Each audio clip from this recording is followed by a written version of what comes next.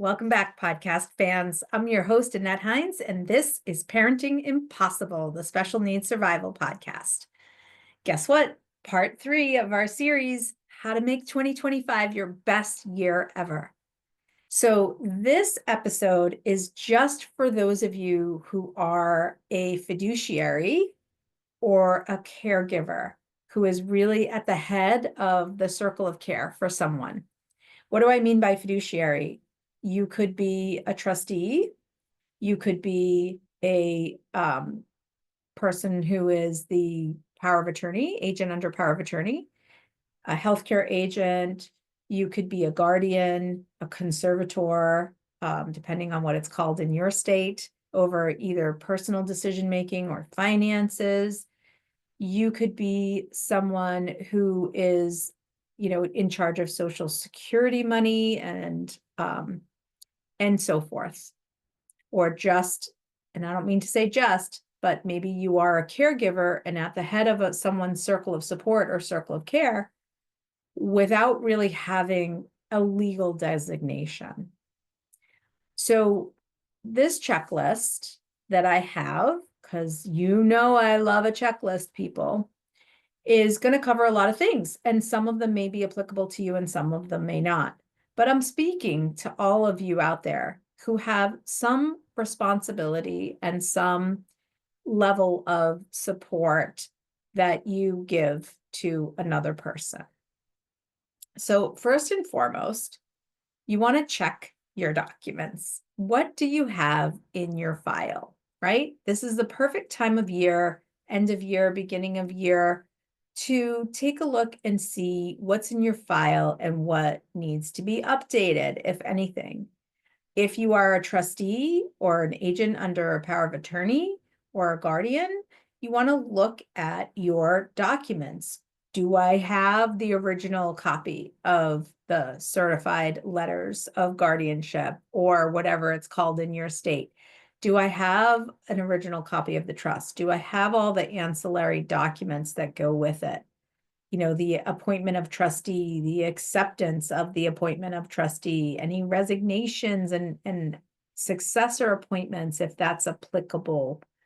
Have there been any amendments to the original trust document in this year and or any other documents that give you legal authority?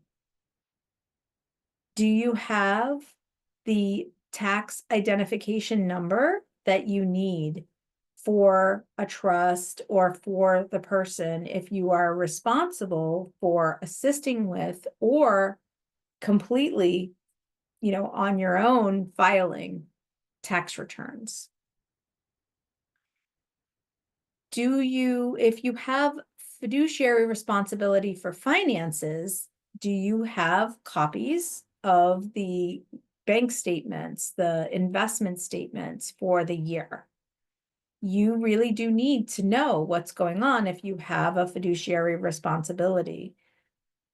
Not only should you have the copies, but you have to actually review and take a look at what got spent throughout the year. Has it been a good year investment-wise? Is the investment purpose still appropriate? All of those sorts of things. If there is a retirement account involved, whether it's with a trust or whether you are a fiduciary on some other level, such as that agent under power of attorney, do you understand whether this retirement account was inherited, meaning that someone died and your person was a beneficiary on that, or their trust was a beneficiary on that account, or is it their original account? There's a lot of information that you need if it's an inherited IRA or retirement account.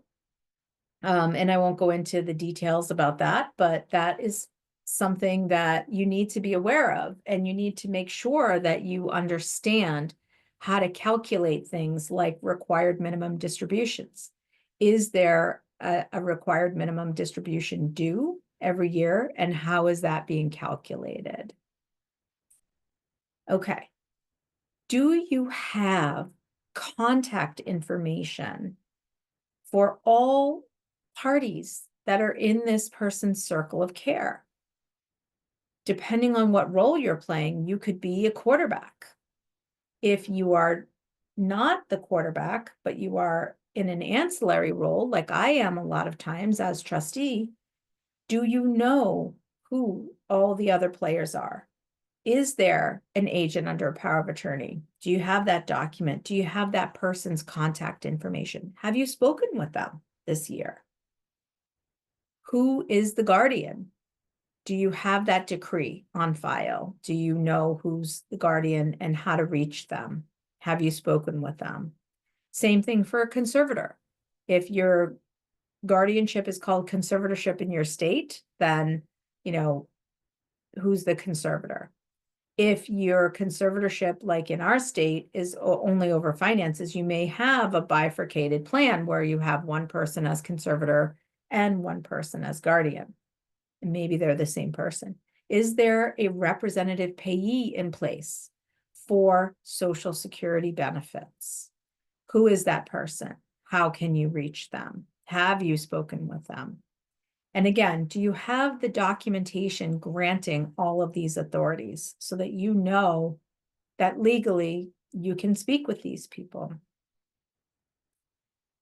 Do you understand what your person's public benefits are? And that can change from year to year. Some people become eligible for new things and other people are not or no longer eligible for certain things. Or maybe their public benefit program has changed.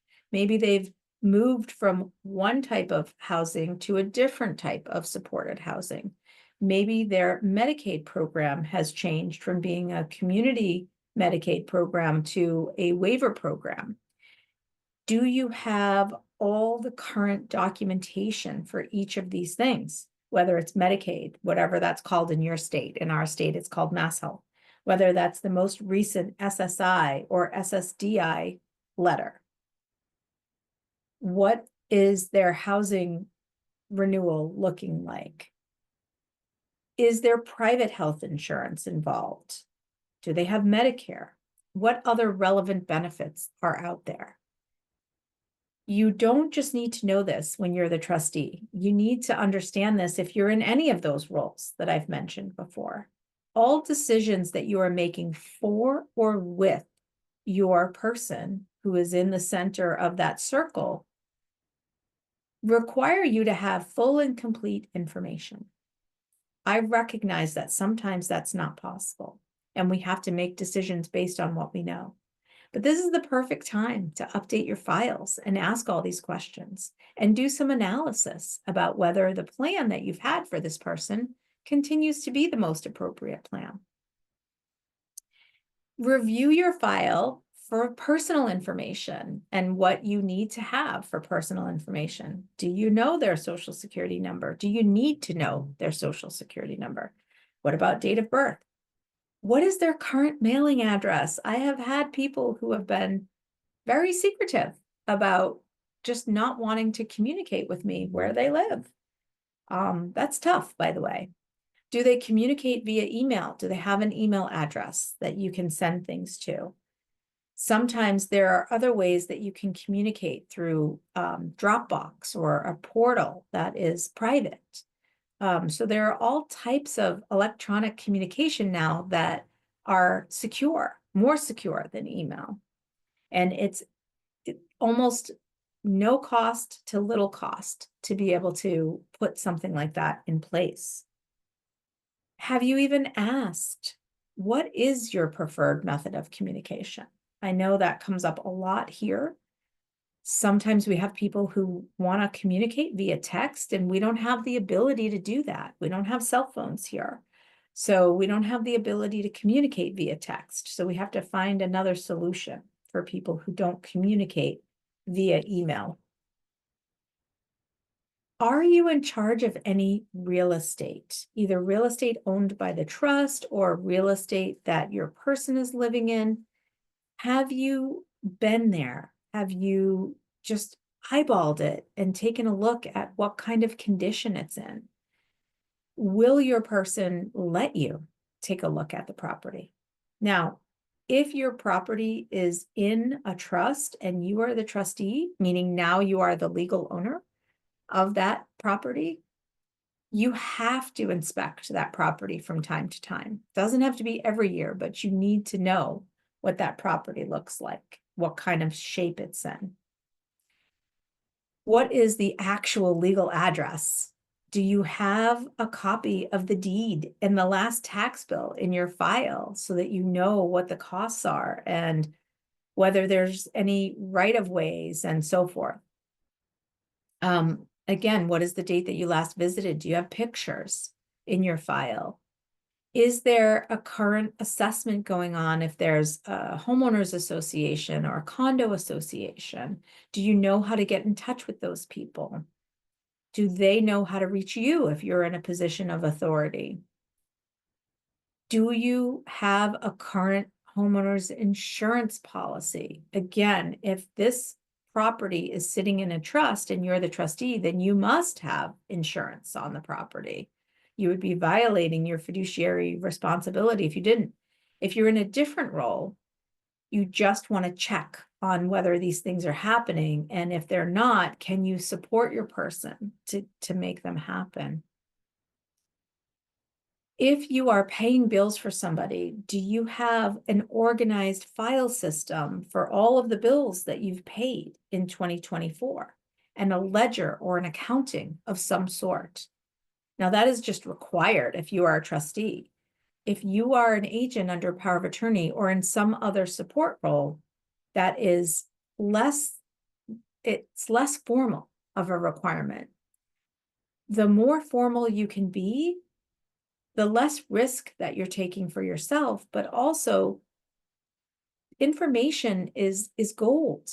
It gives you the opportunity to assess and analyze, how did 2024 go? And what can we do in 2025 to make it an even better year? Okay, if there's personal property that you have a responsibility for in some way, whether that's ownership in the trust. A lot of trusts, for example, will have personal property assigned to the trust, which means that in some way the trustee is responsible for such property. It could be a vehicle. If you are in a different role as guardian, as conservator, as agent under power of attorney, and so forth, you may want to just check in about vehicles, insurance, registration, inspections, loan information, if any. If there are certain assets that have value, like a painting or some antique furniture, or even sentimental value because they are family heirlooms of some sort, you want to have an inventory, whether it's an informal list or an actual formal inventory for a trust, and what that valuation is, which can be an estimate based on what happened maybe during when the trust was set up, or during an estate administration, or maybe an estimate from your beneficiary or the person that you're supporting. What do they think it's worth? Does it require this personal property any kind of insurance? Okay, moving on. If you are a trustee and it's a self-settled trust, have you taken care of or noted the initial funding information? Because self-settled or first-party special needs trusts have very specific process for establishing and funding that first-party trust. So you want to make sure that you have all of those proofs and all of that documentation in your file if and when you ever get asked for it.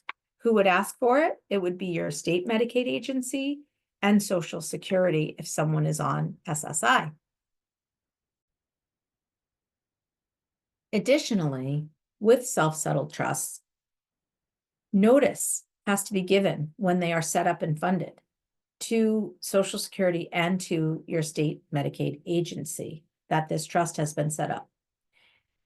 You need to know if that's happened, whether you are the trustee or not the trustee.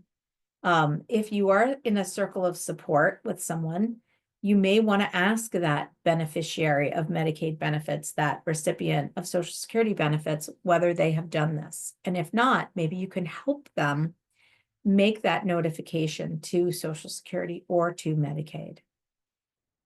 The trustee themselves does not have the responsibility for notifying, but they do have a duty to assist in the notification by giving the Medicaid or Social Security recipient and your beneficiary all of the documentation and details that they need to be able to report.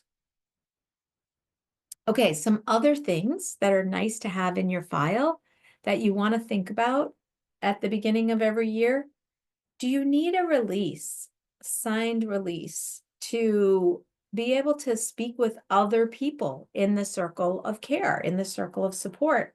Is there a social worker, a care manager, case manager, a residential program manager, a day program manager, other people who are supporting this person who are more formally going to require you to have a written release? Do you get that release from a guardian, if there's a guardian in place, or directly from your person? That's good to know. Are there other personal documents in place, like a HIPAA release and authorization? Again, a POA, a healthcare proxy, or do they have a will, a funeral or burial contract? Any of those planning documents that would be nice to have. You may or may not need this in your position, but you should ask yourself the question, is this a good time for me to get releases, to get some additional documents so I know that this person's plan is complete? And finally, another thing to consider in this area, do you have an emergency contact person? And I'll tell you why that's important. Every once in a while, I'll have a beneficiary or two that will go dark. And as a trustee, I don't have day-to-day responsibility for this person's care and maintenance of their life. So when I lose contact with somebody, it could be for so many reasons. Maybe they're sick, maybe they're not well, from a mental health perspective. Maybe they're angry or annoyed with some of the decisions that we're making. And their way of dealing with that is to stop communicating. Maybe they've moved. Maybe they just, need help in one way or another. If I can't reach somebody for a set period of time, I will reach out to my emergency contact. That emergency contact is someone that I have permission to talk to, that the beneficiary has chosen and has given me contact information for. It could be a family member. It could be another person in the circle of support. It could be a clinical person. It could be a friend. It could be a neighbor. Whoever that beneficiary chooses to, be there. If your person that you're supporting refuses to give you an emergency contact person, you may want to think about whether that's a requirement for your support, and whether in how you feel. Do you feel that that's very important or something that you can live without? Where are you keeping all these important documents? You have to safeguard them. This is personally identifiable information. And you want to make sure that things like Social Security numbers, bank account numbers, are all safe in a locked cabinet, somewhere where you can get access to it. Okay. When was the last time you had a meeting with your beneficiary? Did you take notes? Do you have notes in your file for that meeting? Do you have action steps or action items that have come out of that meeting that have or have not been accomplished? You need to, if you are in a financial fiduciary position, like a power of attorney or a guardian conservator who has responsibility, do you have a plan for the year? And this is especially important if you're a trustee. We call it a spending plan. And that requires a sit down with your beneficiary to look at, okay, this is what we did last year. Here's what we have for finances available to us, for assets available to us. And, what's the plan for this year? Is it going to pretty much be the same? Can it be the same based on circumstances of our person and based on our financial health at the time? Spending plan meetings can be very stressful for all parties involved because many people are unhappy that they need help and support in this area and want autonomy and self-direction. Having a spending plan meeting doesn't mean that you are telling someone what you're going to do with their money. And they do think of it as their money, even though they don't have control over it. You definitely need to come up with a good communication plan and communication style that works with your supported person. I mentioned this before, but I think it bears saying again that you need to make sure that you have an updated annual accounting for the year. That can be very formal for a trust or very informal for someone who is a guardian or who is in a different level of support, like not a conservator who is responsible for reporting to the court, but perhaps an agent under a power of attorney. Are you charging fees for your services in any way, whether that's a trustee fee, as an agent under power of attorney? Does your state allow you to charge a fee? What are the requirements? What are the ramifications? For example, in Massachusetts, we have fiduciary disclosures. We have to send out our fee schedule every year. And it's important to understand what your requirements are in your state where you are practicing. So you want to calculate those fees and you want to put your person on notice for what you're going to be charging. Are you charging hourly? Do you anticipate spending XYZ amount of time? Do you require a retainer? Are you doing everything completely free of charge and you are in this person's circle of care or circle of support? But you do want to have that conversation. I have available 5 hours a month that I can give you. And these are the things that I'm going to work on. You want some kind of an understanding of what your support looks like. And you're going to want to send some things to your person that you're supporting. As a trustee, for sure, you want to send out your proposed spending plan, your year-end accounting, some kind of a letter or communication about how taxes are going to be planned for and filed and paid this year. Are you charging a fee? And how is that calculated? Those are the minimum things that you're going to want to send to people. So this, I know, sounds like a lot, and it can be. Remember, not all of these things are going to be applicable to your situation, to the role that you are playing in this person's life. And it's important to understand what the requirements are for you legally, but also where your comfort level is and where your beneficiary's comfort level is.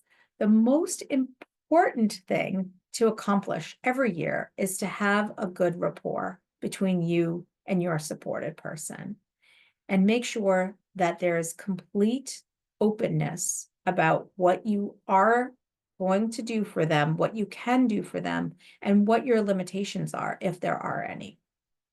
All right. I hope this gets you set off on the right foot as a support person in 2025. I know I'm working hard on getting all of my updates out to all of my beneficiaries, and I am super excited for 2025. My beneficiaries are doing some awesome, amazing things, have had some incredible growth in 2024, and I just can't wait to share all of this with them again in 2025. Thank you so much for listening. I'm just going to ask you once again, if you have not done so already, please subscribe on our YouTube channel, and please hit the like button on YouTube. If not, if you're not on YouTube and you're listening in Apple or Spotify, we would love a rating, please, 5 stars, and a review.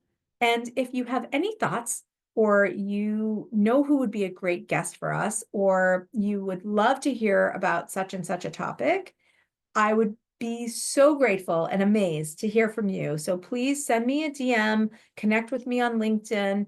Let me know what's on your mind. I am here for you. I'm here to help you have that awesome, most amazing 2025, and I will see you next week. Thanks for listening.